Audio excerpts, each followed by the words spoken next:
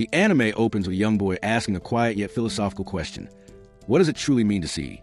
He sits in an extravagant room surrounded by his wealthy family and several servants, making it immediately clear that money is not something this household lacks. The boy's name is Kunan, and he was born without sight. Having never experienced colors or shapes, he struggles to understand the world around him. This condition has shaped him into a gloomy, withdrawn child who believes he was dealt a particularly cruel fate. Those around Kunan care for him deeply and do their best to explain what sight is like. Unfortunately, their well-meaning efforts only make things worse. Every explanation reminds Kunan that seeing is something he will never experience. Instead of feeling comforted, he feels excluded, as though everyone else is living in a vibrant painting while he is trapped behind a wall, listening to descriptions of it. Soon after, Kunan's personal servant, Iko, escorts him to his magic lesson. Because of the family's immense wealth, the lesson takes place inside the palace, and the teacher functions more like a private tutor than a standard instructor. Kunan is far from excited. He questions the point of learning magic when he cannot even walk freely without help. In his mind, studying magic without sight feels like trying to draw a masterpiece without ever seeing the canvas. Iko disagrees and reminds him that he was born with a rare water magic crest. Letting such talent go to waste, he argues, would be nothing short of a tragedy. Inside the classroom, Kunan greets his magic teacher, Jenny. She begins with a basic spell, teaching him how to create a small ball of water, roughly the size of an eyeball. That simple spell becomes a turning point of Kunan's life. For the first time, a realization strikes him. If magic can create water, then perhaps magic can create eyes that can see. From that moment on, Kunan takes his training seriously. His personality changes dramatically. Once gloomy and detached, he becomes noticeably more cheerful. Even during breakfast, he begins asking questions about his food, curious about what it looks like. For someone who once ate in complete indifference, this sudden enthusiasm is nothing short of revolutionary. Driven by curiosity, Kunan visits his history teacher and asks to hear the tale of the Holy Knight, Hister Huglia. She recounts the legend of a demon lord who once terrorized a nation and the knight who stood against it. Hister emerged victorious but lost an arm and a leg in the process. According to legend, his descendants are occasionally born missing something, an arm, a leg, or even their eyesight. Kunan is one such descendant, which explains both his blindness and his extraordinary magical potential. Inspired, Kunan throws himself into training. He quickly discovers that talent alone is not enough. While he can create and divide water spheres, doing so drains him rapidly, leaving him completely exhausted. To improve his stamina, he takes up sword training, reasoning that physical strength will support his magical growth. After finishing sword practice, he immediately moves on to magic lessons, leaving Jenny to wonder whether the boy ever plans on resting. The results are astonishing. Kunan soon manages to create 7 water spheres at once, shocking Jenny completely. His rate of growth is far beyond normal, and she begins to quietly question whether she is still qualified to teach him. The story then shifts to Princess Marika, Kunan's fiancée. Her servant informs her that the carriage is ready to depart for her future husband's estate. Marika feels little excitement, fully aware that the engagement is political. She also remembers Kunan as a gloomy and unpleasant boy. However, when she meets him again, she is caught off guard. Kunan is cheerful, energetic, and even playful. He shows her a few magic tricks, quickly winning her over. The two spend time laughing and playing together, and when Marika departs, she genuinely hopes to see him again soon. Motivated by this encounter, Kunan decides to better himself not only as a mage, but also as a future husband. He begins studying proper manners, especially how to behave around women, an endeavor that proves just as challenging as magic training. Meanwhile, Jenny is quietly panicking. Kunan's progress is so rapid that she realizes she may soon have nothing left to teach him. What was meant to be an easy tutoring job to pay the bills has turned into a professional nightmare. Determined not to fall behind, she spent the entire night preparing a new lesson. The next day, Jenny teaches Kunan how to alter the properties of his water magic. She demonstrates by creating 1 warm water sphere and 1 cold one, explaining how to control their qualities. To her shock, Kunan masters the technique on his first attempt, and goes one step further by producing water that tastes like plum. At that point, Jenny begins to suspect she may actually be raising a monster and not the demon lord kind. That night, Kunan lies awake thinking about colors. Because he cannot see them, they remain an unsolved mystery that deeply troubles him.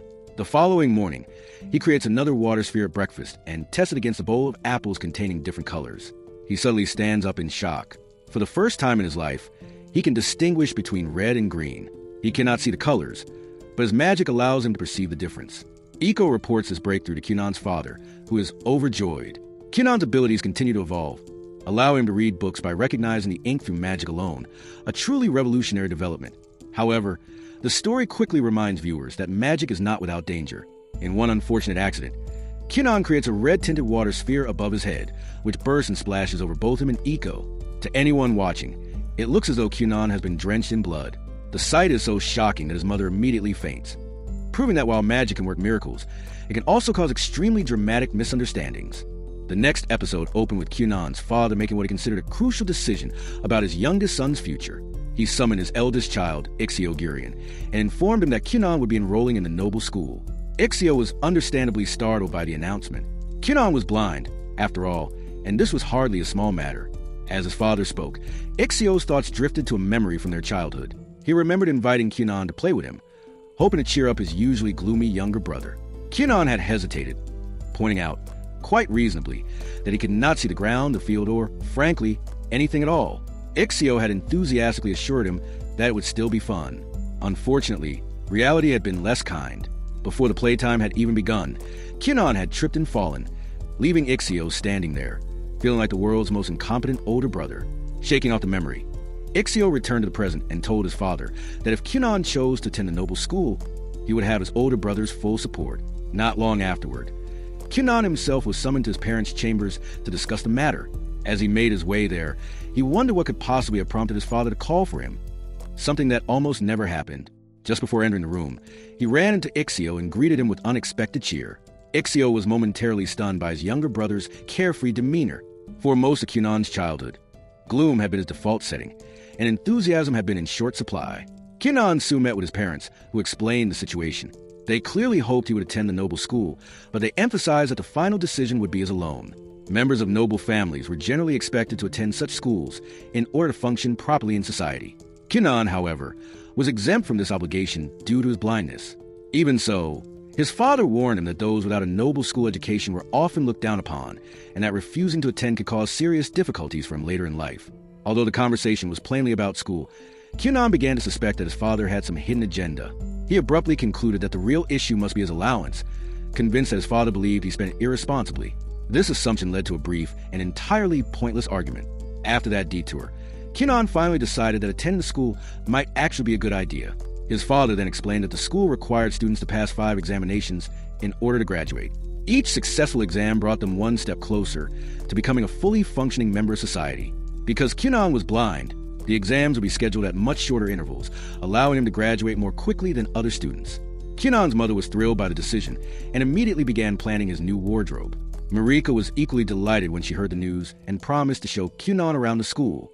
Kyunan worried that other boys might resent him for being engaged to someone as beautiful as Marika, but she casually dismissed the concern. The day of departure soon arrived, and Kyunan looked as charming as a boy his age possibly could in his new clothes. Before boarding the carriage to school with Ixio, he wrapped its wheels in water magic, ensuring a smooth ride. Ixio was deeply impressed, and Kyunan could even sense when they were nearing the school, thanks to his growing ability to perceive the presence of people nearby.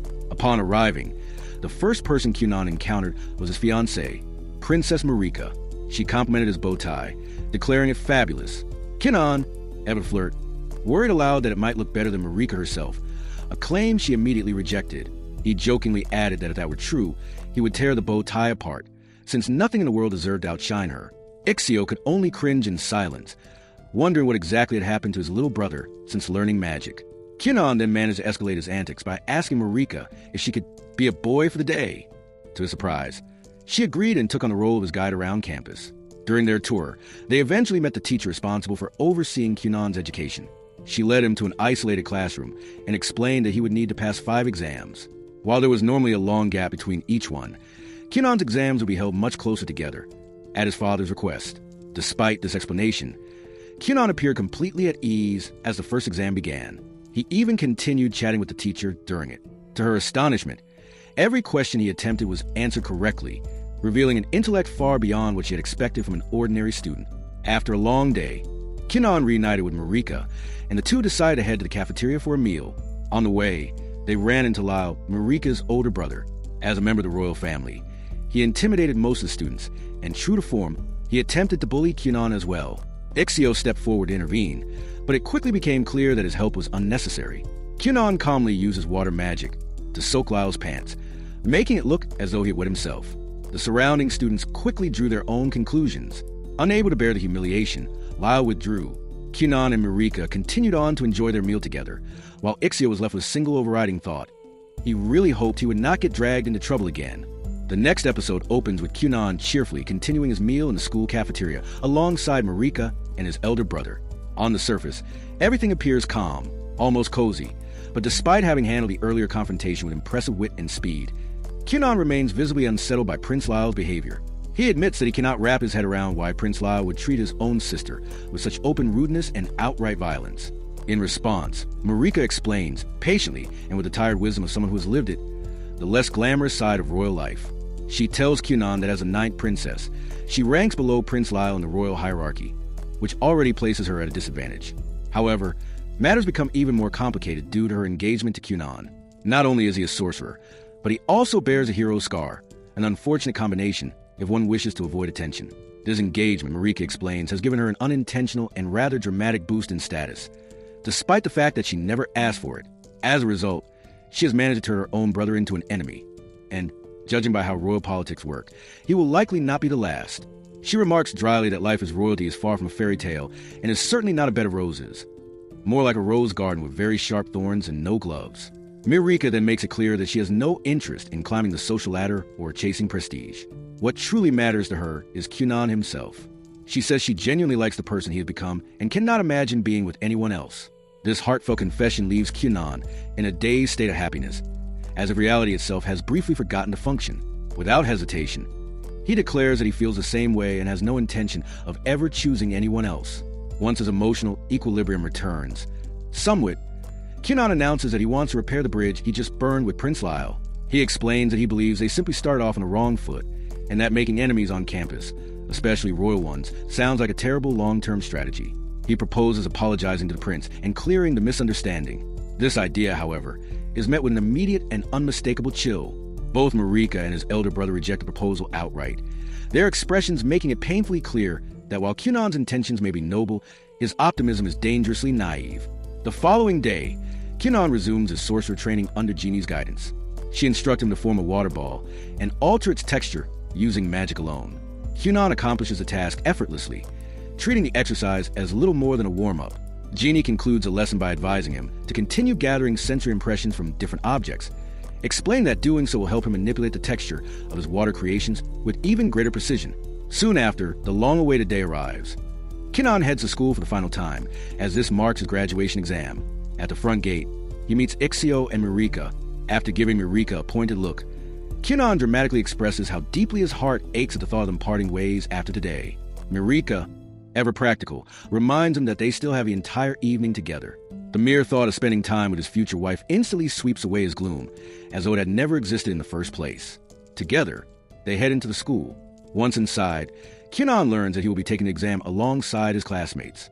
For the first time, he finds himself in a room filled with students his own age. Curiosity spreads quickly, and several classmates approach Marika, asking her to introduce them to her fiancé. Kyunan takes the initiative and introduces himself with such refined eloquence that the class briefly wonders whether another royal has secretly enrolled. He remarks that he is relieved to see Marika as friends, admitting he had worried she might be the quiet, lonely type. He also admits, internally, that he had avoided bringing this up before out of fear of sounding rude. Marika takes mild offense and promptly clarifies that she is, in fact, quite popular. She adds that she deliberately kept her friends from approaching Kyunan earlier because she wanted their time together to remain private. Kyunan gratefully agrees, noting that he enjoyed her company more than anything else. Not long after, the exam is about to begin, until Prince Lyle makes his entrance. He will also be taking the final exam, much to everyone's dismay. In a mood as foul as ever, the prince asserts his presence with practiced arrogance, fully aware that no one would dare challenge him. He stirs trouble for no clear reason, emboldened by the silence of those around him. Although Prince Lyle knows exactly what people think of him behind his back, no one ever has the courage to face him directly. That changes abruptly when Kyunan, without warning, grabs Prince Lyle's hand. Before the prince can react, Kyunan begins showering him with unexpected compliments, remarking that from the feel of his hand alone, he can tell he is incredibly strong, and adding, quite sincerely, that if he had eyes, he would surely see straight through Prince Lyle's beautiful face. The sudden flood of praise leaves the prince completely unprepared. His anger evaporates, replaced by visible embarrassment to the astonishment of the entire class. In mere seconds, Kyunan transforms what could have been a disastrous confrontation into something resembling a comedic anime skit.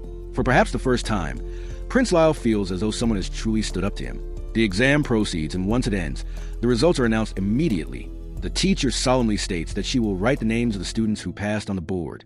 A heavy silence fills the room. To everyone's shock, she writes no names at all, only a massive flower. After a dramatic pause, she cheerfully announces that everyone has passed. Relief and celebration erupt across the classroom. As evening falls, Kyunan prepares to return to his palace. He bids a bittersweet farewell to his new friends and most painfully to Marika. With hope for the future in his heart, he boards his carriage and leaves the school behind for good. Not long after, Kyunan attends his sorcerer examination under Jeannie's supervision. She challenges him relentlessly, throwing every test she can think of at him, but none are enough to push him to his limits. Kyunan goes even further, transforming one of his water balls into a bird and granting the power of flight. Jeannie watches in disbelief as the water creature flutters through the air. At that moment, she fully realizes that Kyunan has surpassed her ability as a teacher. Later, while sharing snacks, Jeannie finally confesses her thoughts. She admits that she is no longer fit to teach someone as extraordinarily gifted as Kyunan. The revelation hits him hard. He cannot imagine learning magic from anyone else. In a rare burst of emotion, Kyunan insists that she must find a way to continue as his teacher, even offering her more money if motivation is the issue. His agitation causes his magic to surge uncontrollably, and before he realizes it, multiple water animals spring into existence around them. Although Jeannie sympathizes with Kyunan's feelings, witnessing such a display only strengthens her resolve. She calmly explains that the gap between their abilities is simply too great for her to be of any use to him. With that, she resigns from her position and takes her leave. Kyunan is left stunned, struggling to process this sudden change. That evening at dinner, Kyunan reluctantly informs his family of Jeannie's resignation.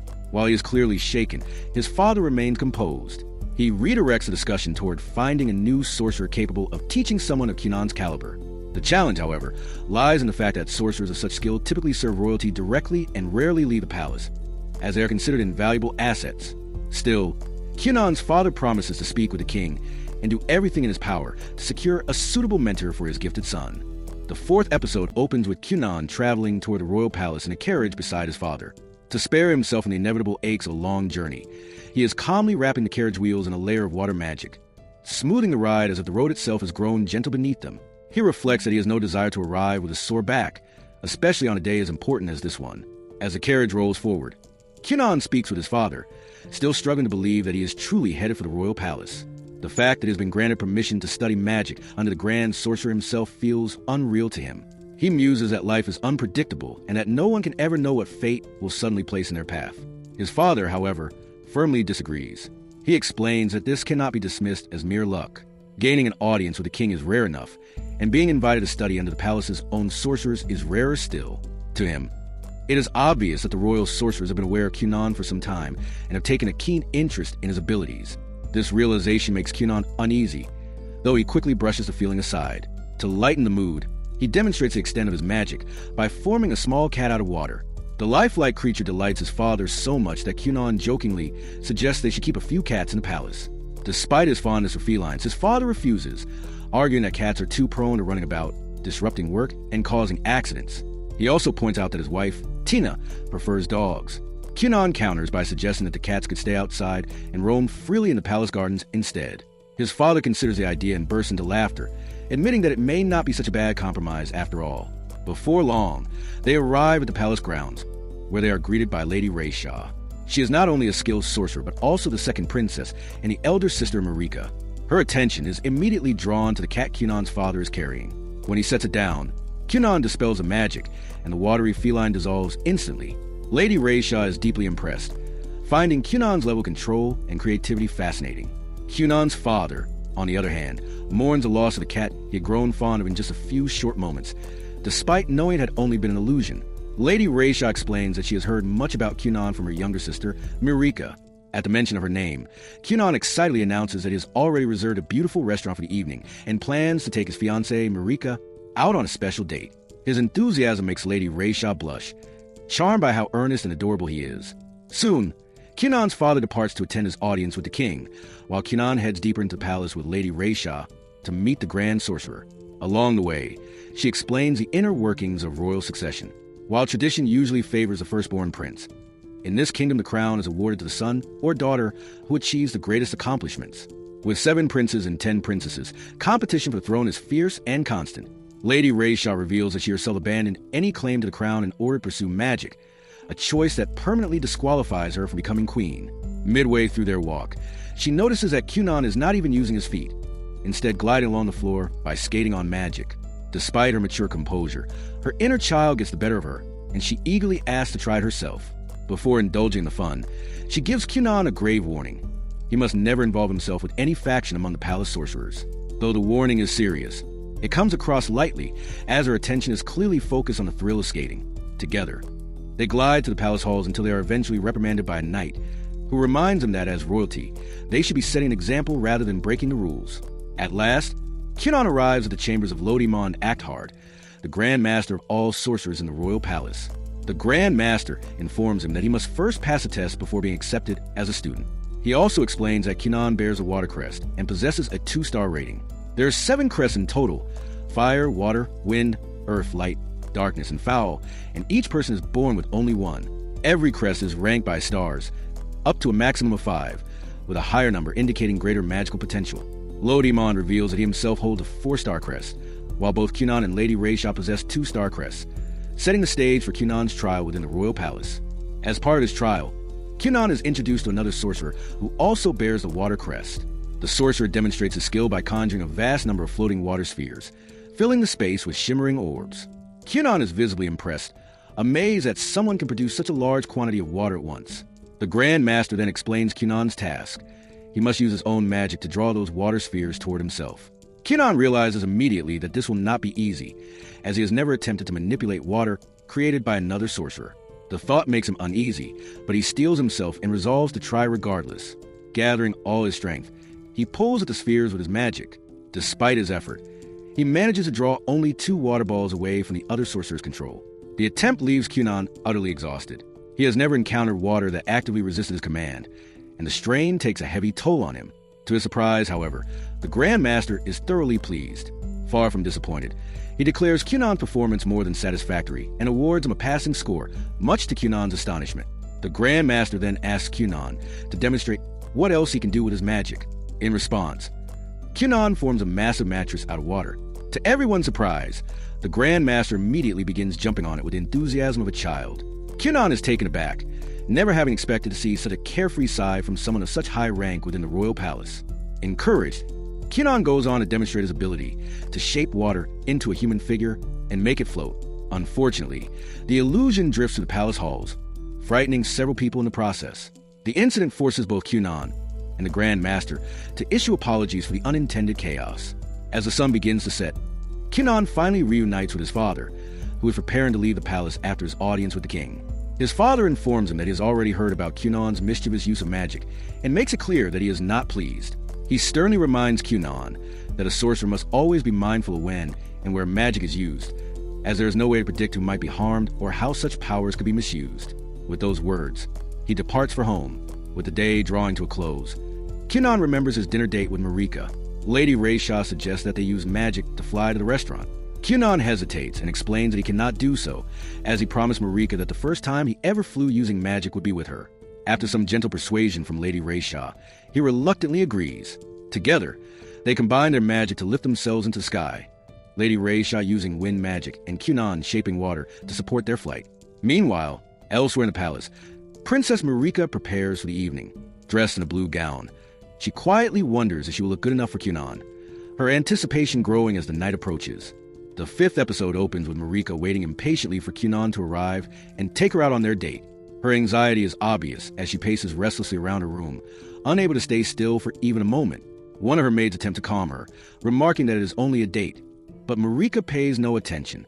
Her thoughts are consumed by worry, whether she looks presentable enough, whether everything will go smoothly, and she continues pacing without pause. Watching her, the maid reflects that Marika's behavior is understandable. After all, this is her first time leaving the palace to go on a date, and such nervousness is only natural. Before long, the sound of a bell echoes to the halls, followed by a servant announcement that Kyunan has arrived. The moment she hears his name, Marika loses what little composure she has left and rushes out of her room toward the front gate.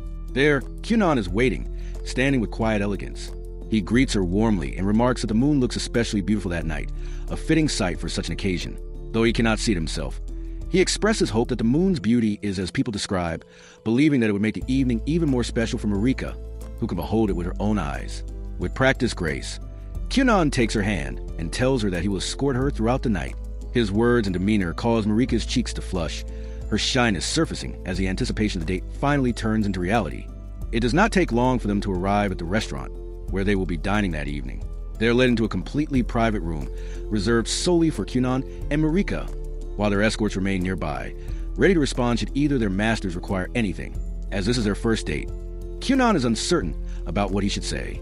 Nevertheless, he makes a clear effort to be romantic. In doing so, he delivers several metaphors that sound more awkward than poetic, so convoluted that they will require extraordinary effort to decipher. Despite this, he continues earnestly, eventually shifting the conversation to recount parts of his day. Kyunan explains that the sorcerers at the palace are exceptionally kind and deeply passionate about magic. He mentions that they tested his abilities, a trial he managed to pass without difficulty. Marika listens with genuine interest, clearly enjoying his company.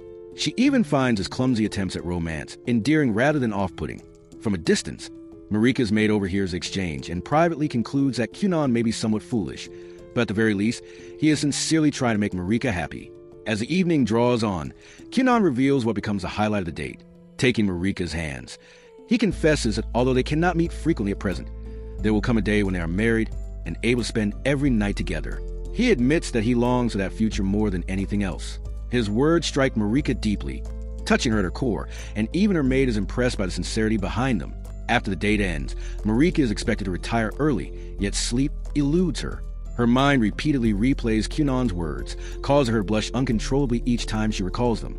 Sometime later, on an ordinary day, Iko asks Kyunan for help with the laundry. Kyunan comes down from his room and assists her, using his magic to make the task easier. He explains that he is in the middle of writing a report and does not have much free time. Iko points out that ever since returning from the castle where he met the sorcerers, he has done little besides shut himself away in his room. She warns that such behavior is unhealthy for a young boy and could hinder his growth. During their conversation, Kyunan reflects aloud that women seem to prefer tall men, a notion Iko readily confirms. However, she adds that she likes Kyunan regardless of his height, insisting that whether he is tall or short makes no difference to her. Kyunan nearly lets slip that he feels the same way about her, but he stops himself, reasoning that such a confession would be unfair to Marika. Hearing this, Iko remarks with a teasing tone that Kyunan truly is a ladies' man. Meanwhile, back at the palace, one of the sorcerers, Victo, goes in search of his colleague Xianli. When he enters Xianli's chamber, he finds him completely buried beneath a pile of books, fast asleep. Upon being disturbed, Xianli groggily snaps at Victo, warning him never to wake him during his designated sleeping hours. However, Victo explains that he is delivering a message from the Grandmaster.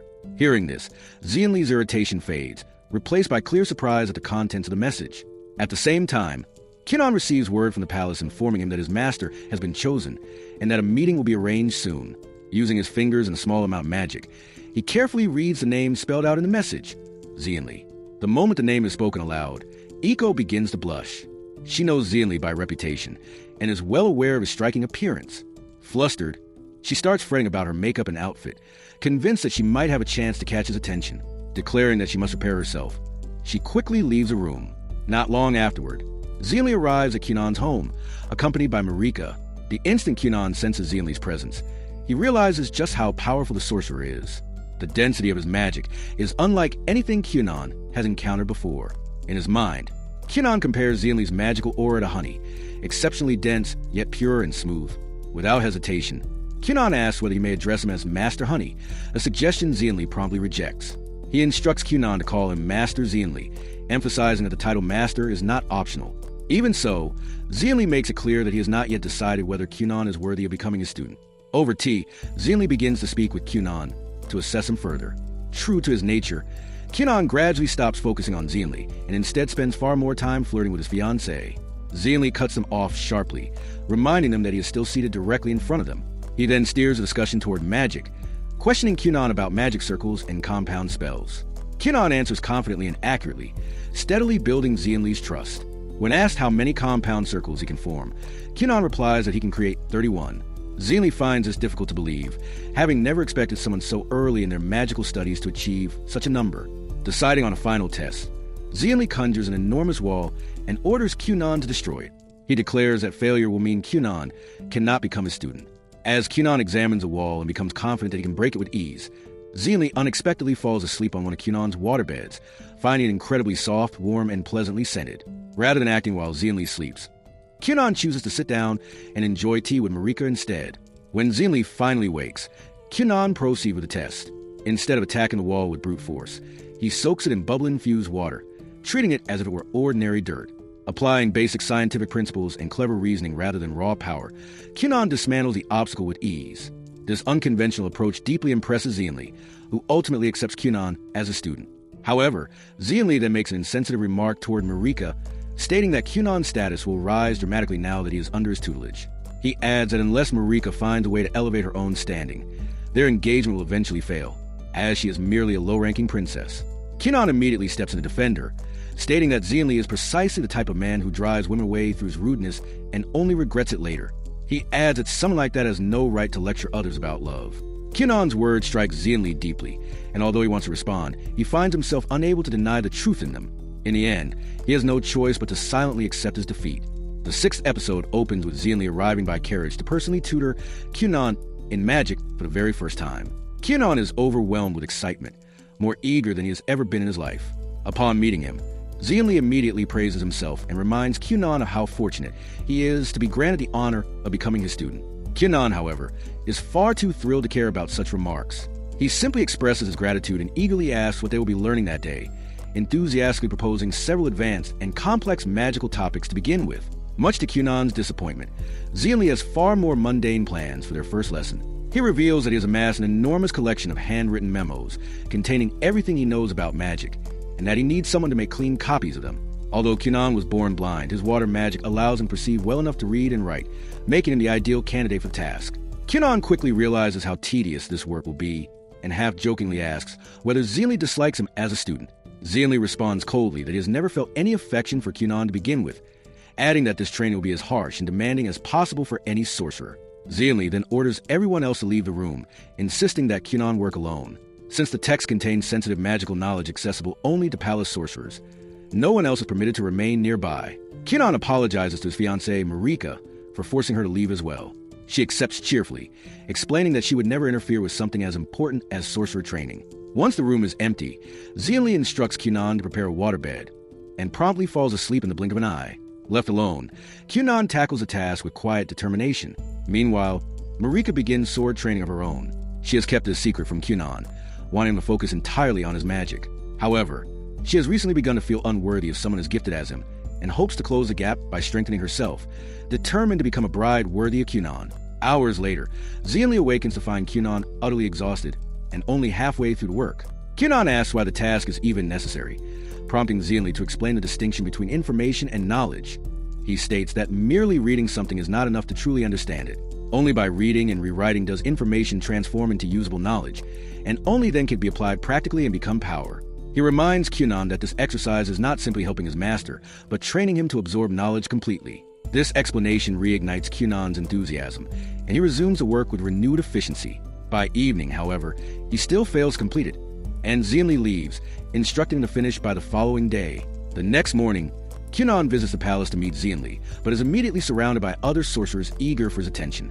Zeonli intervenes, reminding them that Kyunan is a student and forcibly pulling him away. He jokingly orders Kyunan to create a waterbed for the others, so they fall asleep in comfort and stop following them. On the way to his office, Zeonli introduces Kyunan to the concept of magical engineering, explaining that many palace devices, such as enchanted lamps, were created using it. Inside Zeonli's office, Kyunan is amazed by the vast collection of memos and excitedly asks whether he can live there. Zeonli replies that it is unnecessary, assuring him that all the knowledge of the room is freely available to him whenever he wishes. He then explains his current project, a magical engineering device capable of warming or reheating items placed inside an empty box, something that would significantly improve everyday life. The issue, however, is that many such projects require water magic for fine adjustments, while Zeonli himself specializes in earth magic. Earth magic can reinforce materials, but water magic is essential for precise manipulation. Kyunan eagerly agrees to help, seeing it as another step toward his ultimate goal of creating eyes for himself. Their discussion is interrupted by the Grandmaster, who requests Kyunan's presence. Annoyed, Zeonli orders Kyunan to put the Grandmaster to sleep with a waterbed, so they will not be disturbed. Eventually, lunchtime arrives, and the sorcerers gather for a hearty meal. Some suggest that Kyunan could change masters if he wished, but Kyunan loudly declares his absolute devotion to Zeonli and his desire to learn only from him. This embarrasses Zeonli, who tells him to stop the flattery, only encouraging Kyunan to praise him even more. During the meal, the Grandmaster introduces Kyunan to the idea of a prestigious magic academy attended by sorcerers from all over the world. The school accepts students aged 12 and above, meaning Kyunan still has 2 years to decide. Zeonli advises him to at least consider it. 2 years pass swiftly, and Kyunan grows into a remarkably capable sorcerer. During a friendly duel, he successfully counters one of Zeonli's powerful attacks with water magic, earning his master's acknowledgement. Later, Kyunan discusses his ongoing projects and theoretical research with Marika, unaware that Zeonli is listening. Zeonli interrupts, telling Kyunan that it is time to think seriously about enrolling in the academy. Kyunan refuses, insisting that remaining under Zeonli's guidance is the best path forward. Zeonli, however, disagrees. Although he has taught Kyunan well, he believes Kyunan would benefit more from training under a master who specializes in water magic. At the academy, Kyunan might find a mentor better suited to guide his growth. The unspoken truth is that Zeonli does not want to leave Marika behind. Marika herself grabs Kyunan and reassures him that everything will be fine, urging him to attend the academy and pursue greater heights. That day, Zeonli leaves, reminding Kyunan never to forget his true goal, learning to create eyes through water magic. Back at home, Kyunan reflects on what he's been neglecting. He remembers that his journey into magic began with a simple desire, to see the world for the first time. Though he has achieved so much already, he realizes that personal growth does not mean abandoning that dream. Renewed, he begins developing new theories focused entirely on restoring his sight. Meanwhile, Marika travels back to the palace with her knight, and Zeonli, weighed down by unease. She realizes how much Kyunan has achieved in just 2 years, and fears the widening gap between them. If Kyunan succeeds in seeing through magic, he will become the first person in history to do so, while she will remain an ordinary princess living in his shadow. She tearfully confesses that part of her wishes Kyunan never succeeds, then condemns herself for having such thoughts. Zeonli bluntly agrees, earning himself a sharp kick from her. Marika's knight offers a gentler perspective, explaining that everyone carries both light and darkness within them, and what matters is not being consumed by either. His words bring Marika some comfort. Elsewhere, Kyunan continues his relentless research. After countless failures, something finally works. For the first time in his life, he sees. He stares at the window in awe, mesmerized by the shapes and light before him. But the moment turns abruptly ominous when he turns around and finds a massive crab looming behind him. The 7th episode begins with Kyunan standing in his room, while the magic eyeball he made hovers above him. After repeated trial and error, he is finally able to use this eyeball to see the things around him, marking his first ever success. The crab-like monster is still standing behind him, yet it does not bother him. Perhaps, since he has never used his eyes before, he does not understand that the creature is not something anyone sees every day. Instead of worrying about the creature, he begins thinking deeply about himself. He recalls how he had promised himself before starting to learn magic that, once he gained his sight, the first person he would see would be himself. Not his father, mother, or lover, but himself. He explains that he wanted to see the person who had always been a liability to others, the one who had constantly been a hassle because of his lack of sight. Tasks that were normal and mundane for others had always been difficult for him, often requiring assistance. In the end, he finally brings himself to look at his own face with his new magic eyes.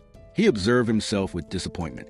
He notes that he does not consider his facial features outstanding, nor particularly bad. Initially, he had thought that seeing himself for the first time might trigger a surge of emotions, perhaps hatred or happiness, but he finds that no strong feelings arise. Afterward, he looks back and asks the creature behind him what it is. He then assumes that the overgrown crab might be Iko. Although this seems like an exaggerated conclusion, it makes sense given that he is seeing things for the first time in his life. Even though he has a general idea of the shape of the Iko he created, he has never actually seen that shape with his own eyes before, making this experience entirely new to him. However, this hypothesis is immediately proven wrong when Iko suddenly barges into the room unannounced and asks how he is doing. The unexpected entrance startles Kyunan, causing him to slam into the giant crab in front of him. Upon contact, he realizes the crab is immaterial and does not respond to touch or any physical interaction at all. Kyunan then explains to Iko that he has finally succeeded and is able to see using the magic water ball for the first time in his life. He tests his eyesight by asking about details of her dress to confirm whether what he is seeing is accurate. It turns out that most of what he sees is correct. However, one thing is certain. Iko does not see any crab behind him, and she definitely does not have a horn on her head.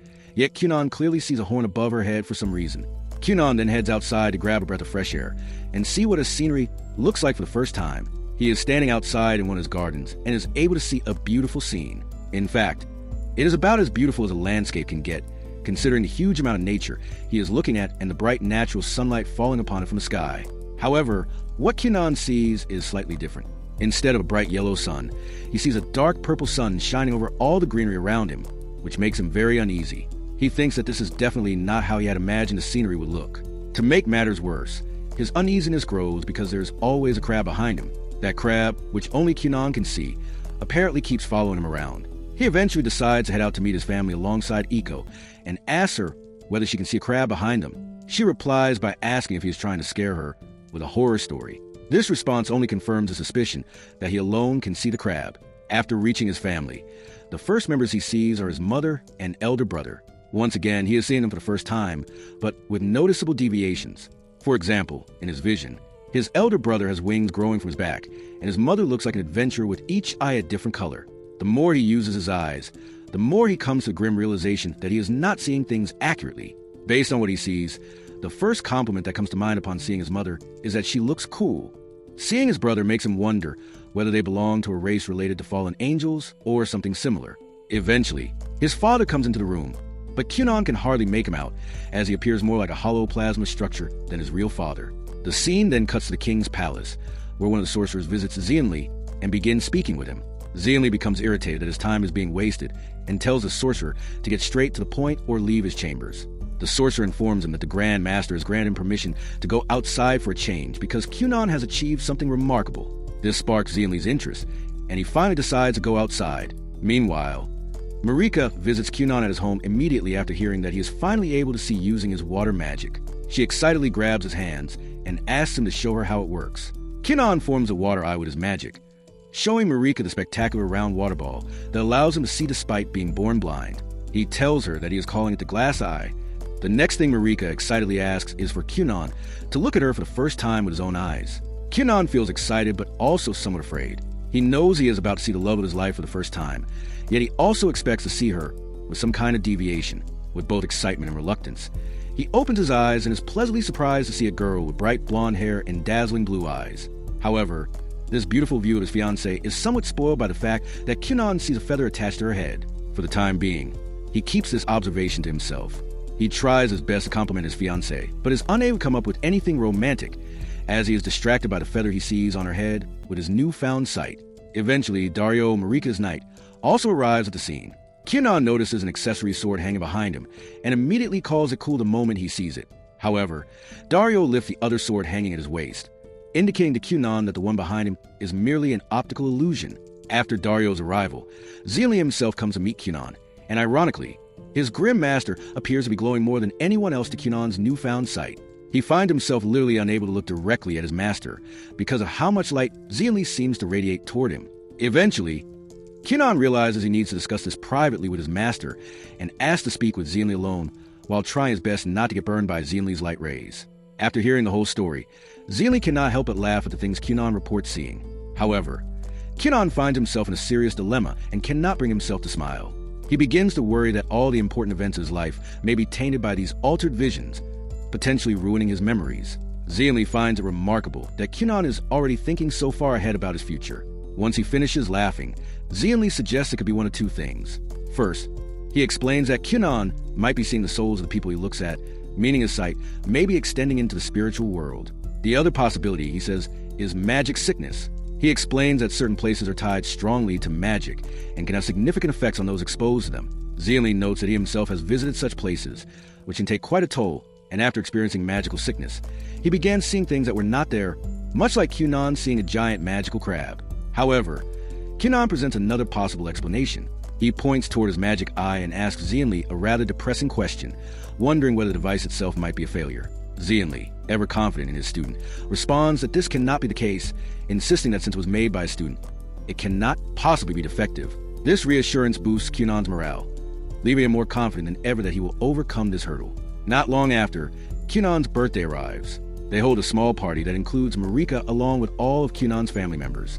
Kyunan receives a new staff from his father, who explains that it may be slightly big now, but that Kyunan will grow into it. From his mother, Kyunan receives a new expensive pen, which he deeply cherishes. From his brother, he receives a book highlighting all the great restaurants in the kingdom, which proves to be an excellent tool for a food enthusiast. During the party, Everyone realizes that Kyunan will soon leave for his school, which is very far away. His mother begins to cry at the thought, but Kyunan's father consoles her, explaining that no matter how far away Kyunan goes, he will always love them and will return a much stronger sorcerer.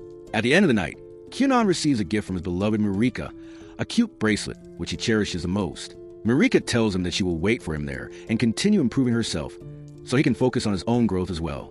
They both promise to write to each other and to keep one another in their hearts forever. The 8th episode begins with Kyunan heading to his new magic school in a carriage. Accompanying him on the journey is none other than his maid, Iko. It has been 5 days since they started traveling, and Kyunan thinks it will take another month before they reach the great city of Dairashik, where his new magic school is located. However, their grandfather's home is nearby, and they are just about to reach it. Thankfully, he notes that they will be able to rest there and regenerate their energy. Kyunan then brings up what he considers the elephant in the room, asking whether this truly marks the end of their time together. Iko regretfully states that the decision she has made is final. She explains that she will soon leave Kyunan's side and aims to get married somewhere, adding that she has already passed the usual age of marriage. She says that if she does not leave her job for marriage now, she might abandon the idea entirely, and she does not want to live her life as a single woman. Kyunan feels saddened at the thought of not having Iko around and asks whether he will be fine on his own without her help. She reassures him that everything will be fine, reminding him that he is a powerful sorcerer after all. She then jokingly remarks that the only way he can convince her to stay would be by marrying her, to which Kyunan clearly declines, noting that he is already engaged to his lovely Marika. They eventually reach the house of Kyunan's grandfather. Outside the house, Kyunan wonders how it has already been nearly 4 years since he last visited. However, he tells Iko that he cannot remember why he came to this house in the first place 4 years ago. Iko cannot believe that he does not remember. She reminds him that years ago, he suddenly became very enthusiastic about magic, and word spread that his grandfather possessed a huge collection of books. After learning this, she recalls that Kyunan pleaded with his father and mother to bring him there, and he clearly was not going to take no for an answer. She adds that he even began dancing in front of his parents, claiming he would not stop unless he was taken to his grandfather's home. Kyunan laughs at the memory, and his grandfather eventually comes out to greet him, doing so in an extremely enthusiastic manner and appearing to be in fine health for his age. The first thing his grandfather talks about is celebrating Kyunan's acceptance into the magic school. He tells Kyunan that he is willing to buy him almost anything he wants as a present. Kyunan, however, does not seem very excited about the offer. Yet his grandfather continues suggesting options ranging from jewelry to other expensive items. Seeing his enthusiasm, Iko interrupts him and mentions that he has a special letter from Kyunan's mother. They head inside the house, where the grandfather opens a letter and discovers rather discouraging news. Apparently, Kyunan's mother does not want him spending a huge amount of money on Kyunan for getting accepted into the magic school, although the permitted amount is still well over twice Iko's salary. Even so, the grandfather cannot comprehend how such an amount could be considered small for Kyunan's achievement. He asks Kyunan whether it would be acceptable not to inform his mother about how much is actually spent on him. Kyunan, however, still does not appear particularly interested in the present he might receive. He then addresses what he considers the elephant in the room and asks whether his grandfather has selected a new maid who will replace Iko. The grandfather admits that he got carried away with excitement and gets up to bring in the new maid. The new maid introduces herself as Rinko and reveals that she is actually Iko's younger sister. She states that she is 18 years old and clarifies that she already has a fiancé, unlike Iko, who is still not engaged. This remark visibly irritates Iko. However, Rinko explains that she did not intend it as an insult and simply wanted Kyunan to know her relationship status, to make it clear that she cannot become anyone's mistress. Kyunan replies that he also has a fiancé, so he is not someone actively looking for a mistress. He tells Rinko to cherish her fiancé the same way she cherishes her 3 daily meals. Rinko finds Kyunan's unusual humor appealing, and Kyunan feels relieved that his new mate understands his odd humor just as Iko did. According to Kyunan, both sisters are quite bright and similar, which the two of them take as a compliment. The two sisters speak privately about Kyunan. Rinko expresses that she had feared Kyunan might be a very strict person since he is a sorcerer and bears a hero scar, but now that she has met him, she thinks things will work out nicely because he seems quite laid back. Iko tells her that Kyunan is literally an innocent angel. Iko then recalls a time when she was first assigned by his father to take care of him. She explains that Kyunan was once a gloomy child, but with the help of a bright influence, he gradually blossomed into a very kind and extroverted boy. She proceeds to describe Kyunan's learning habits, mentioning that he often skips meals whenever he becomes deeply focused on learning magic. She stresses that it is very important for Rinko to make sandwiches for him whenever he gets absorbed in his studies.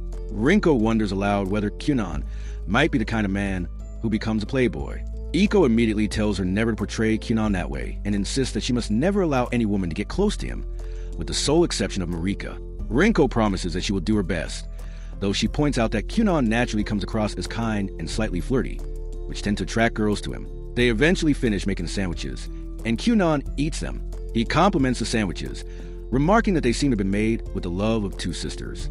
Rinko comments that such a compliment further proves her point that Kyunan is becoming a budding womanizer, a statement that visibly frustrates the usually cheerful Iko. Eventually, it becomes time for Kyunan to leave his grandfather's house, and he must bid farewell to Iko as well. From this day forward, Rinko becomes his maid for the remainder of the journey. Before leaving, Kyunan privately confesses to Iko that he had always believed being away from his close family members would be very difficult for him. However, he now realizes that he is more independent and stronger than he had previously thought. Throughout this journey, he has been separated from many of his loved ones, especially Marika, yet he has managed well. Kyunan admits that he will miss Iko, but he feels capable of attending the magic school without her. Iko promises him that after she gets married, she will live in the same city, meaning they will still be able to meet from time to time. This reassurance makes the soft-hearted Kyunan very happy. Soon afterward, he boards the carriage and heads towards school with Rinko. The person most devastated by Kyunan's departure is clearly his grandfather. Although he always knew Kyunan would eventually leave, he still follows the carriage for a while, hoping Kyunan might change his mind and stay a little longer. Nevertheless, Kyunan makes the difficult decision to continue his journey.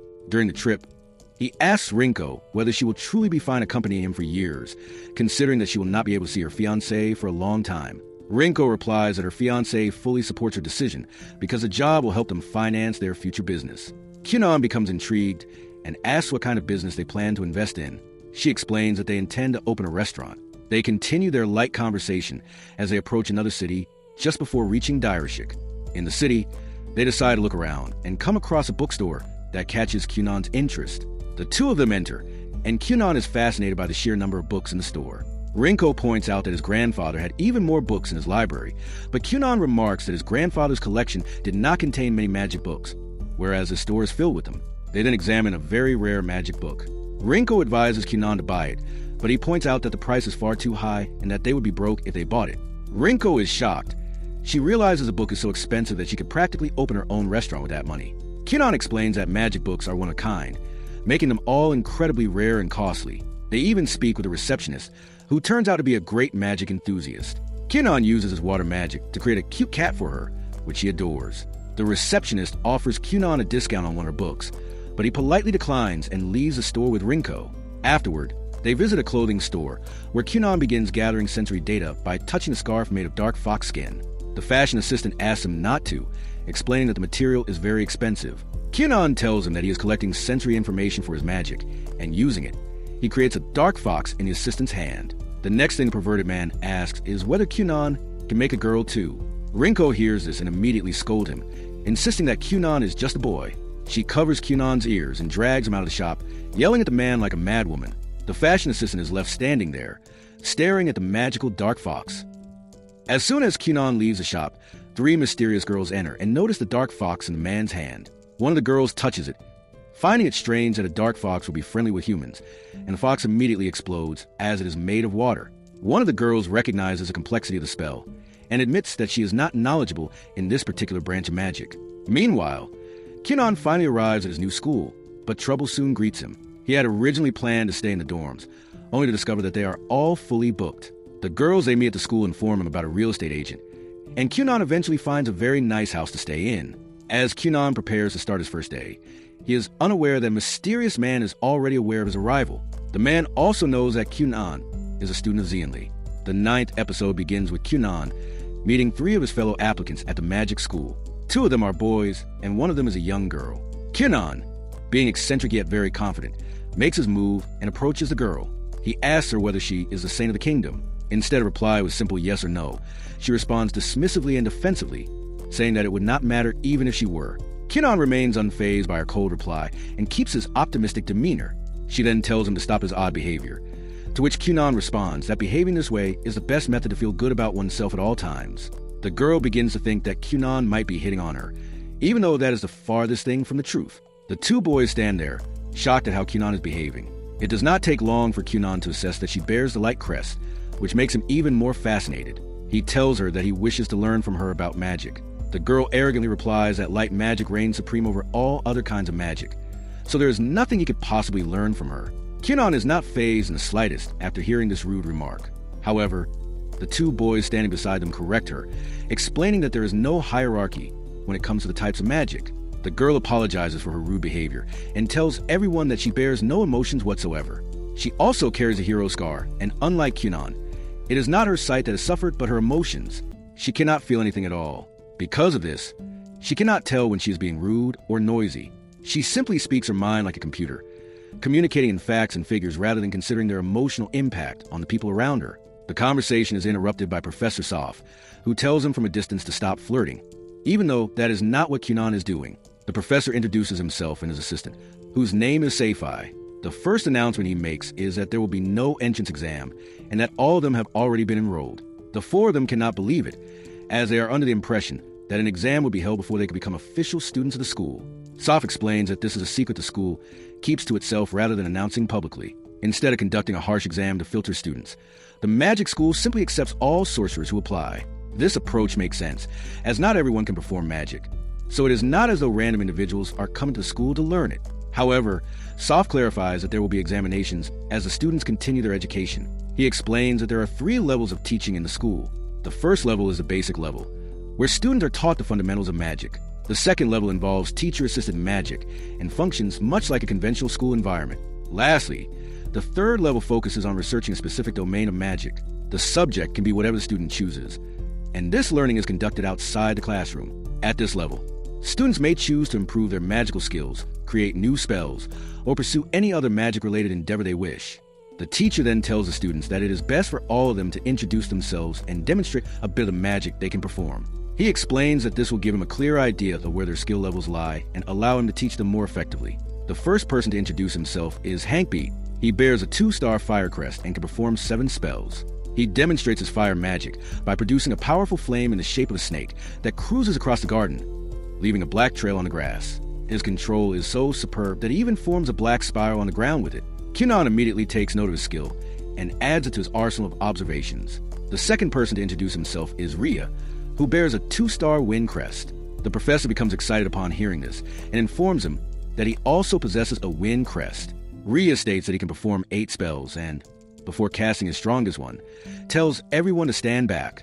He gathers a huge amount of wind condensed into his wand before launching a massive wind attack with destructive power. Up next is Reyes. She bears a 3-star light crest, and her strongest magic is a healing spell. Since no one is injured, she explains that she will demonstrate a different spell instead. She then unleashes a powerful beam of light that stuns everyone present. Finally, it is Kyunon's turn. He begins by stating his name and informing everyone that he can only perform 2 spells. The professor finds this ironic, as Kyunon carries a letter of recommendation from 2 very powerful sorcerers, one of whom is the famous Xianli himself. In fact, Xianli has instructed the professor to make each of Kyunon's tasks extra difficult because he believes Kyunon figures everything out too quickly. For this reason, the professor finds it hard to accept that a student who has earned such praise from Xianli can perform only 2 spells. Regardless of the number of spells Kyunon can perform, the professor decides to make the test harder for him, as requested by Xianli. The professor uses his own wind magic to create a very powerful shield around himself, and then asks Kyunon to break through it. He thinks to himself that this should, in theory, be an impossible task for someone who can perform only 2 basic spells. Kyunon, however, does not think much of the defensive wind barrier, and claims that he can break through it easily. The professor challenges him to try. Kyunon then uses his first spell, Aori, to create a large number of water balls from thin air. He uses them to generate a powerful mist around the professor, forcing him to keep his wind protection active, as the moment the shield goes down. Kyunon's magic would overwhelm him. Kyunon then announces that the battle is over, explaining that his spell consumes far less mana than the professor's, and that he can sustain it for days. In contrast, the professor is using a very powerful spell and cannot maintain the shield for long. The professor ultimately confesses his defeat and expresses surprise at Kyunon's problem-solving skills as well. They all head inside, where it is time for the newly enrolled students to attend their interviews. Everyone except Kyunon feels nervous about the process. Kyunon resumes his cheerful attitude, and the only thing on his mind is Reyes' light magic and finding a way to get her to speak with him. However, Reyes continues to give him the cold shoulder, to the point that Kyunon complains to the professor, saying that she should at least respond when he speaks to her. One by one, the students are called in for their interviews. Before Reyes takes her turn, Kyunan realizes that they will be dismissed afterward and tells her not to worry, as they can meet again once classes begin. Eventually, Kyunan is left alone with the professor, who asks him what he would have done if there had been a time limit to break through the wind barrier. Kyunan replies that he plans to merge his water with the professor's wind and gain control over it, or at least enough control to break through. The professor appears amused by this hypothesis and asks whether Kyunan truly believes such a thing is possible. Kyunan responds that his gut instinct tells him he would be able to accomplish it, even though he has never attempted it before. According to him, the greatest strength of the water attribute is its ability to blend into any kind of matter. He explains that while it may not be the strongest attribute, it is certainly one of the most useful if one knows how to play to its strengths. Finally, it is Kyunan's turn, and he walks with the professor's assistant toward the room where he will be giving his interview. She leads him into a completely dark room where nothing can be seen. Knowing that Kyunan is blind, she offers to walk beside him inside the room where he will be interviewed. Kyunan thanks her for the offer, but tells her that he will be fine. He steps into the pitch-black room, and despite using his magical eye, he is still unable to see anything. He thinks to himself that it has been a while since he has been completely blind, and begins to feel slightly uncomfortable. Despite his lack of vision, he is able to deduce that there is a starry sky above him, even though he cannot see it at all. Out of nowhere, an old lady's voice interrupts the silence and begins speaking to him. He realizes that there are 6 more figures like her surrounding him, all suddenly appearing in mysterious hooded clothing. The first thing the old lady speaks to him about is Xianli, who is Kyunan's teacher and was also a very bright student at this school. Kyunan interrupts her and tells the old lady not to come near him, explaining that he is engaged. This comes off as annoying to the old master, especially since he was flirting with Rhea's moments earlier. However, Kyunan clarifies that he was only doing so to get her to speak about light magic. The old master then informs him that he can enroll directly in the advanced class, as he wishes to research magic, and is already quite powerful. Although the old lady has more to say, Kyunan does not care and leaves abruptly and disrespectfully. He later meets up with Rinko, and they decide to call it a day. Meanwhile, the professor has no doubt in his mind that Kyunan will one day become the cerulean sorcerer. The old lady is also impressed with his creativity, as he is able to see with the help of his water magic, a feat that no one in history has ever accomplished. The next episode begins with Kyunan's parents receiving a letter from Rinko. She informs him that they have successfully reached Kyunan's new magic school and that he has passed the entrance exam with flying colors. She explains that he has been inducted into the research class, which is the highest class, and says that this proves he has a bright future in magic. Kyunan's parents are delighted to read the news and tell themselves that they expect nothing less from their son. However, the letter later mentions that Kyunan has also been committing mischievous blunders, one of which includes painting the entire schoolyard red. Rinko still reminds him that he remains in the good books of his teacher, but that does little to calm the father's temper, as he has clearly already lost it in his rage. He declares that Kyunan will not be receiving an allowance for another month, while the mother considers the punishment too harsh. Meanwhile, at the magic school, Kyunan and his fellow students of the research class are informed of a grim reality. Their teacher tells them that they are not allowed to take an allowance from their parents or guardians. He explains that in order to become successful sorcerers, the first step is being able to pay their own bills. This does not seem particularly difficult, considering that magical abilities are likely in high demand since not everyone can perform magic. Despite this, the young Rhea is object to the rule and asks the homeroom teacher to reconsider. She argues that she is there to learn magic, and that studying finance will only slow her down. The teacher responds that to be a top sorcerer, the least one should be able to do is earn one's own money, and his reasoning appears fair. With their powers, making money should not be such a great hurdle. The students of the advanced research class later gather outside, where Reyes reveals that her spending habits amount to a little over 1.5 million NECA per month. She elaborates that she employs 2 servants who also function as guards, and paying their salaries is no easy task. They discuss what they might do to earn money, but naturally, not a single one of them has any idea. One of the teachers then shows the bright students their new laboratory space. Each student is to receive a personal lab where they can do whatever they wish. In fact, it is entirely up to them whether they do anything at all, as there are no restrictions on the amount of time they devote to learning magic. However, they are warned that poor performance could lead to a bad credit score, which could result in demotion to one of the lower classes. This arrangement works perfectly in Kyunan's favor, as he considers it a great opportunity to deepen his understanding of magic, especially since his master also discovered his passion for magical engineering through this school. Everyone is impressed by how much Kyunan has thought about his future. Later that day, Rinko approaches Master Kyunan and announces that dinner is ready, yet he remains outside, lying on his magical water balloon instead of coming in. She soon realizes that he is not feeling like himself. It turns out that he is depressed after being turned down repeatedly by Reyes. No matter how much he tries to gain her attention and practice magic with her, he finds himself pushed away each time. Rinko takes him to dinner and offers a few extra tips on how to approach Reyes, and Kyunan listens carefully to her advice. Meanwhile, Reyes is also having dinner at home with her 2 servants. She appears the most stressed about her financial situation, and her servants confirm that the school's rule is firm and will not be compromised. The next day, Reyes goes to school with the same dilemma on her mind, only to discover a huge line leading straight to Kyunan and his lab. She asks her remaining classmates what is happening, and they inform her that Kyunan has started a new business that has become an instant hit. Apparently, he is renting out his lab, which is filled with water bubbles that can be used as beds. The worn-out students of the school frequently visit to rest there.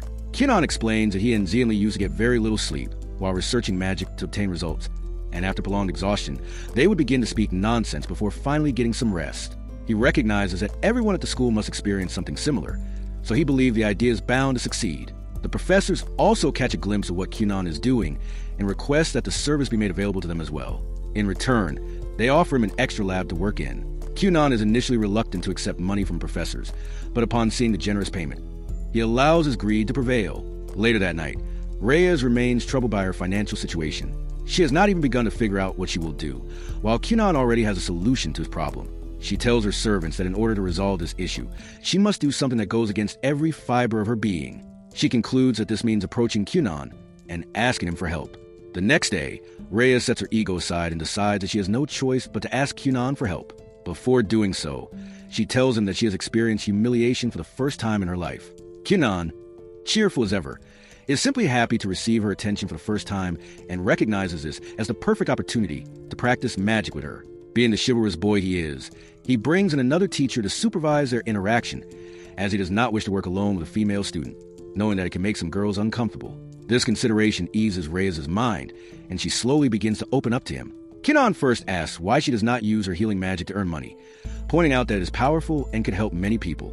Reyes reminds him that her healing prowess is a divine gift from God, and she cannot morally bring herself to profit from it.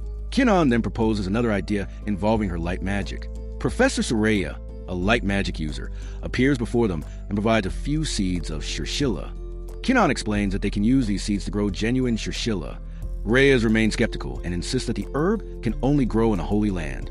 However, Kyunan states that he has researched these herbs extensively and claims that, with the correct technique and the application of her light magic, they can cultivate them successfully. The moment of truth arrives as Kyunan gives Reyes the instructions needed to grow the seeds. Despite her doubts, she casts her light magic, and after a few moments, the seeds begin to sprout. The experiment proves to be a great success. Reyes looks at the excited Kyunan in shock, unable to believe that his idea has actually worked. She also realizes that Kyunan is genuinely passionate about magic, and that he has not been trying to flirt with her after all. The teacher then remarks that it is fortunate Kyunan's 1 million NECA did not go to waste. Confused, Reyes asks what he means, and the teacher reveals that the seeds collectively are worth that amount. However, if the experiment succeeds, the total cost is effectively reduced to zero. Reyes understands that Kyunan has risked such a large sum on the success of the experiment, and would have had to pay from his own pocket if it had failed. This realization impresses her even more. Immediately afterward, Kyunan asks Reyes out to lunch, which somewhat diminishes the positive impression she has formed of him, causing her to reconsider whether he might have been flirting after all. A little while later, once the herbs are fully grown, several additional steps are taken to process them into final pills. The last step involves Kyunan casting a spell at Rabu to shape them into pill form. They bring the finished pills to the appropriate merchant, who carefully inspects them before concluding that they are indeed genuine pills made from Shirshilla. He determines that collectively they are worth approximately 2 million NECA. The deal is finalized as a long-term agreement, under which Kyunan and Reyes will continue supplying him with the pills. To celebrate, Kyunan and Reyes share a meal together along with Reyes' servants. The servants express their gratitude to Kyunan for helping them. Acting like a gentleman, Kyunan declares that he will pay the bill.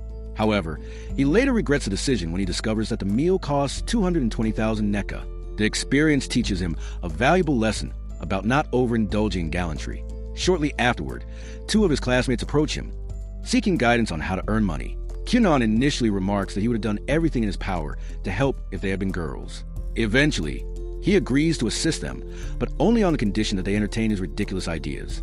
The 11th episode starts with Kyunan giving advice to Hank and Rhea about what they can do to start making money with their magic. He says that a few experiments come to mind about using their powers for monetary purposes. Kyunan suggests that Hank use his fire prowess to start cooking bacon, whereas Rhea focuses on using his wind magic and learning how to fly. According to Kyunan, these applications of their magic can produce lucrative benefits for them. The 2 of them find his ideas weird, but they are not in any position to object since they have to learn how to make money, and they have no ideas of their own to begin with. The scene cuts to Kyunan, presenting a new project of his to his teachers. It is an all-new rat doll that is meant to complement his customers' sleep. Kyunan explains that he has received feedback from customers who have used his waterbed. Even though it is a very valuable tool for putting someone fast asleep, it is still not perfect, and some people think their sleep can be improved. Kyunan says that by giving those people using his waterbed a fluffy rat toy like this, they will be able to sleep better and faster. He wants his teachers to touch it, but they refrain since they might just fall asleep right there and then. Kyunan leaves the class after demonstrating his project, and 3 girls enter the room looking for him. The teachers tell them that Kyunan has just left, and the 3 of them respectfully leave the area. Kyunan then heads to the lab where he conducts his business of putting people to sleep on his waterbeds. As usual, there is a huge line which he must handle, as all of his clients are in serious need of some rest. After putting them all on his waterbeds and clearing the rush, Kyunan looks out a window and sees Hank try to make some bacon with his fire magic. He uses his water magic to come down from the window to see how Hank is doing, and to no surprise, Hank's cooking skills could use some help, or rather, his magic control could. Hank finds it hard to maintain a constant fire or keep it under control. He ends up producing too much heat, and the result is burned bacon that no one will buy.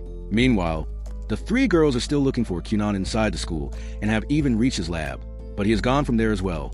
On the other hand, Kyunan visits Rhea to see how he is doing with his wind magic. He finds his colleague levitating uncontrollably in the air, and just as Rhea is about to fall to ground, Kyunan saves him by using his water magic to create a waterbed at the crash landing spot. Kyunan advises him to start smaller and just focus on levitating a little off the ground. He explains that it is better to learn how to walk before one can run. He then takes his 2 new friends to the kitchen to make sandwiches from the bacon Hank had made. The kitchen chef advises him that the bacon is totally burned and the sandwiches will be completely inedible. Kyunan tells the chef that food should not be wasted and says that he will be eating them with his new friends. Just as the 3 of them are on their way to have a meal, they are interrupted by the stoic Reyes. She says that she would like to have the 3 of her classmates for lunch, and the 3 of them graciously accept the invitation. However, the lunch is far from pleasant as the bacon inside the sandwiches is totally burned. All of them try to eat it, but are unsuccessful, to say the least. After some time, the 3 girls who are looking for Kyunan finally meet him outside his lab where he conducts his business. However, they are distracted by Kyunan's cute rabbit and end up sleeping on his waterbed instead of talking about what they were originally looking for him about. Meanwhile, Reyes is doing well with her business, but asks one of the teachers why making money from magic is even necessary to begin with. The teacher replies that there are people in society who would use the gifts of those with magic for their own gain. Teaching budding sorcerers how their magic can be used in society better equips them to be aware of people who might try to exploit their gifts for personal gain. Reyes finally understands the purpose of the magic learning system and continues on with her work. Later that day, the 4 classmates have another lunch together. They talk about how there are 3 factions in the school and how each of them wants talented sorcerers to join them. Each faction essentially wants the cream of the crop, as it gives them more influence within the school and also gives them an edge in any magic-related projects they're working on, since the individuals within a faction look out for each other. It turns out that the 3 girls who are looking for Kyunan are each from a different faction and have been sent by their respective leaders to retrieve him. However, they obviously failed miserably at that, as Kyunan never got the hint that he was being invited to any faction. The conversation between the 4 of them develops further, and Rhea explains that there are 3 factions in total: ability, harmony, and rationality.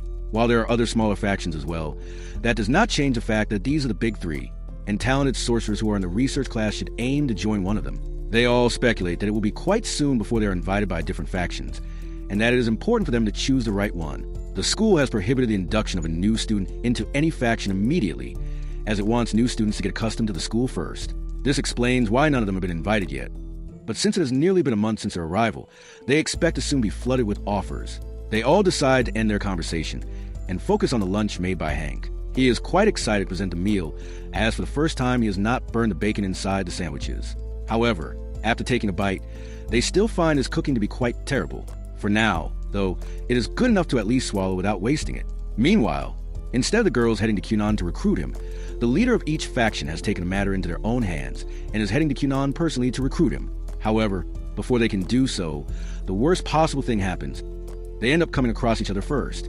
Looking at one another, they all come to the same conclusion, that each of them wants Kyunan to join their faction. They decide to have a 3-way duel among themselves to determine who will get to meet Kyunan first. Meanwhile, Kyunan is busy training Hank and Rhea on how to use their powers to make money. Rhea has finally learned how to use his wind magic to levitate and is ready to take it to the next step. However, His experiments are far too risky, so Kyunan created a layer of water around him so that even if he flies badly, his crashes will not be fatal.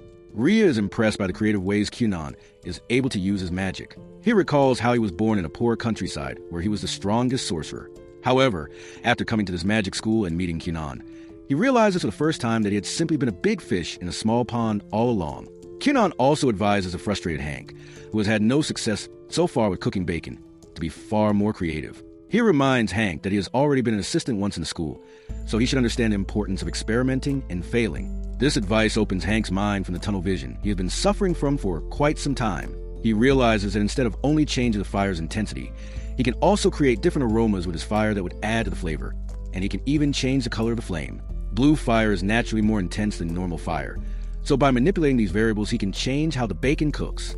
This realization opens new doors for Hank. Later that day, Hank, Ria, and Reyes are invited to join new factions, and they accept the offers. They share the news with each other, and Kyunan feels slightly disheartened because out of 4 of them, he is the only one who has not received any offer yet. However, Ria and Hank clear up the confusion and explain to Kyunan that he has not received an offer yet because the leaders of the factions are currently fighting each other over who will get to approach him first. Kyunan becomes excited at the thought of people fighting over the chance to gain access to his expertise. Meanwhile, the battle between the 3 leaders over Kyunan continues. They launch a number of spells at each other, and their fierce but friendly battle eventually comes to an end with the leader of the ability faction winning the 3-way fight. All of them come to terms with the fact that he now has the right to approach Kyunan first, but they also acknowledge that the final decision is entirely up to Kyunan. With that, the day comes to an end.